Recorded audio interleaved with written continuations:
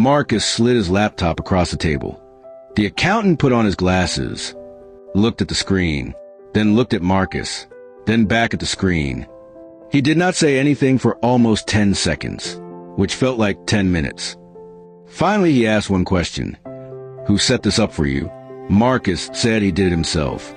The accountant nodded slowly, closed the laptop, and said 6 words Marcus was not prepared to hear. "You have been paying to stay broke." Marcus laughed, because that sounded impossible. 3 years of saving, 3 years of investing, 3 years of doing everything people say you are supposed to do. The accountant opened the laptop again, pointed at one account, then another, then a third. Marcus realized the problem was never how hard he worked. It was where his money went after payday. Marcus woke up at 6:14 a.m., not because of an alarm, because of a thought that had been circling his mind since the night before. He had done the math again, quietly, carefully, on a notes app he never showed anyone. And the number staring back at him that morning did not match the effort. It did not even come close. He lay there in the dark, doing what a lot of people do when the numbers stop making sense. He blamed himself. Marcus was 24 when he decided to get serious about money. He remembers the exact moment, sitting in a break room at work. One of them turned to Marcus and said, "You better start early. I waited too long."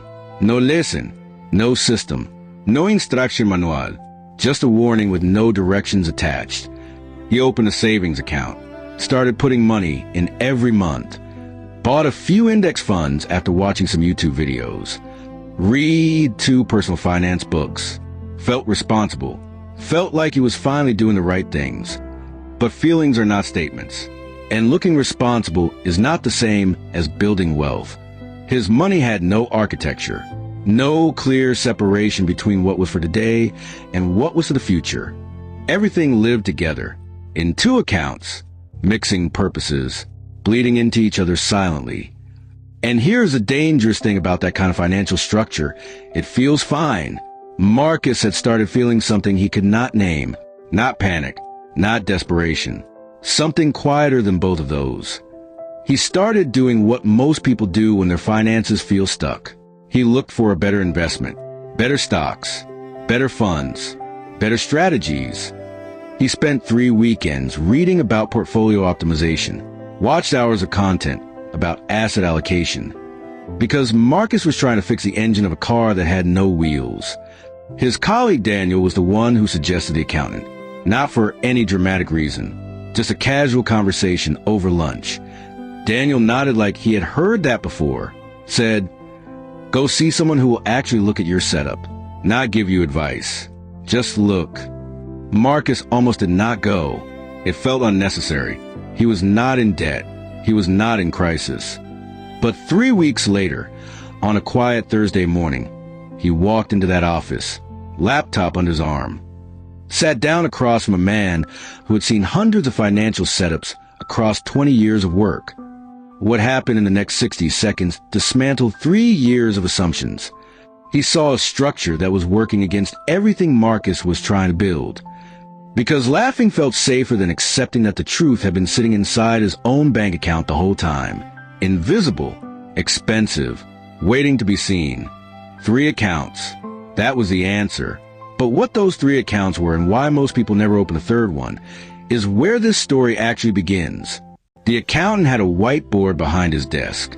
Small, slightly dusty at the edges, like it did not get used often. He stood up, picked up a marker, and wrote 3 words, one on top of the other. Just 3 words. Marcus leaned forward slightly, because something about the simplicity of it made him nervous. The most dangerous financial mistakes never look complicated from the outside. They look obvious. The accountant pointed at the first word, operations. It is your checking account, your daily driver, the account where your salary lands and your bills leave from. They treat this account like a main account. They check the balance and make financial decisions based on what they see here. Marcus felt something shift slightly in his chest, because that was exactly what he did, every single month. This account should never tell the full story of your finances. It should only tell the story of this month. The The moment you start using this account for anything beyond operations, it starts eating your future. That is like running a business and making investment decisions based on your electricity bill. It is a processing account. Money moves through it. It does not live here. Marcus wrote that down. Money moves through it. It does not live here. 3 years. The accountant pointed at the second word, protection. Marcus nodded. He had this. He was sure of it. The accountant looked at him carefully. How often do you move money in and out of your savings account? Marcus thought about it. More often than he wanted to admit. A protection account is not a savings account in the traditional sense. It is a financial firewall. To make sure a bad month never becomes a bad year. And slowly, quietly, the firewall disappears. 3 separate times he had pulled from his savings for things that felt necessary in the moment. Not impossible to access. Just inconvenient enough that you think twice. Friction is protection. Marcus underlined that in his notes. Friction is protection. The accountant put the marker down briefly, poured 2 cups of coffee from a small machine on his desk, slid one toward Marcus without asking, because he was already recalculating, already mentally mapping the last 3 years against what he had just heard. And Marcus felt something he had not felt in years of thinking about money. Genuine anticipation. The accountant tapped the third word, growth. This is the account that changes everything. Every dollar that enters this account has one job, not to be saved, not to be protected, to grow. Marcus thought carefully. When I have extra at the end of the month, but there are never enough leftovers, because the operations account always finds a way to absorb them. The moment your salary arrives, a fixed percentage moves to protection. A fixed percentage moves to growth. What remains goes to operations, not the other way around. Marcus sat back, because that one sentence had just reversed the entire logic of how he'd been handling money for 3 years. He had been paying everyone else first. His landlord, his utility company, his grocery store. Pay yourself first. Not as a question, as a recognition. 3 accounts, 3 specific jobs, 3 walls that protect each financial purpose from accidentally funding something else. Most people never set this up because it sounds simple, and simple things feel like they cannot be the answer to a complicated problem. He sat in his car for a long time after that meeting. His brain had started negotiating. Maybe next month is a better time. The market is uncertain right now. Every thought dressed in the clothing of logic. Every thought secretly wearing the face of fear. Marcus closed the laptop, not in defeat, in decision. Marcus woke up early the next day, earlier than usual, not because of an alarm, because of a decision he had made the night before that was still humming quietly in the back of his mind. He made coffee, sat at the kitchen table, opened his laptop. He restructured his accounts. It took less time than he expected. 47 minutes from start to finish. Operations account already existed. He simply redefined its rules. Salary in, fixed expenses out. Nothing else. Protection account. He opened a new one. Separate bank. Slightly less convenient to access. Exactly the way the accountant had described.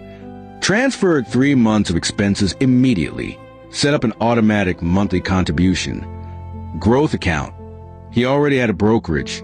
He simply set up an automatic transfer.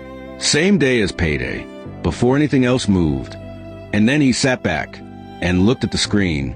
3 accounts, 3 specific jobs, each one separated from the others by intention and design. It looked almost embarrassingly simple on screen, like something that should have taken years to build had taken less than an hour to arrange. If this was always as simple, what was I doing for 3 years? The first week felt strange, not difficult, strange, like wearing a watch on the opposite wrist. For the first time, Marcus could look at his operations account and see exactly what it represented, this month's life, nothing more. The second week brought something unexpected. A bill arrived that he had forgotten about. He checked his protection account, transferred the exact amount needed. The system absorbed the shock exactly the way the accountant had described. No ripple, no reset, no 3 steps backward. Replaced it within 2 weeks from operations overflow. because that had never happened before. In 3 years of managing money with one account, every unexpected expense had felt like a financial emergency. Structure does not just organize money. It removes the emotional weight of money. You stop making financial decisions from anxiety. You start making them from clarity. And those are two completely different decision-making states. The automatic transfer had moved on payday exactly as scheduled. Not with leftover money. Not with whatever survived the month. With the first allocation. Before anything else. Actually invested. Actually compounding. Actually working. It is built in the quiet months. The ordinary Tuesdays. The unremarkable paydays. He stopped checking his banking app compulsively. Not because he was ignoring his finances. Because he trusted the structure. He stopped feeling that low hum of financial anxiety that had become so normal, he had stopped noticing it. Financial anxiety rarely comes from not having enough money. It comes from not knowing what your money is doing. It replaced anxiety with architecture, replaced hope with habit, replaced intention with infrastructure. 6 months after that accountant's office, Marcus had lunch with the same colleague who had recommended the visit, Daniel. I did not know about the 3 accounts until I was 38. I spent 14 years doing exactly what you were doing. Nobody tells you this stuff directly. They teach you what to invest in. They never teach you how to structure the foundation first. Marcus thought about that on the drive home, about how many people were sitting right now with the same setup he had. The operations account gives you clarity. You always know exactly what this month costs. The protection account gives you courage. When your financial firewall is intact, you stop making fear-based decisions. Protection does not just protect your money. It protects your options. The growth account gives you identity. This is the one most people underestimate. When you fund your future self first, you send yourself a message every single payday. A message that says, your future matters more than your present comfort. Marcus did something he had been postponing for 3 years. He sat down and calculated his actual net worth. But the number was moving, clearly, consistently, in one direction. Marcus thought about the accountant sometimes. About those 6 words. You've been paying to stay broke. He understood them differently now. Not as an accusation. As a description. Just 3 containers. And a decision to finally put the right money in the right place. Starting with the next payday. Which for some of you is closer than you think. This is Marcus. And this is a system that changed everything. Not overnight, but permanently.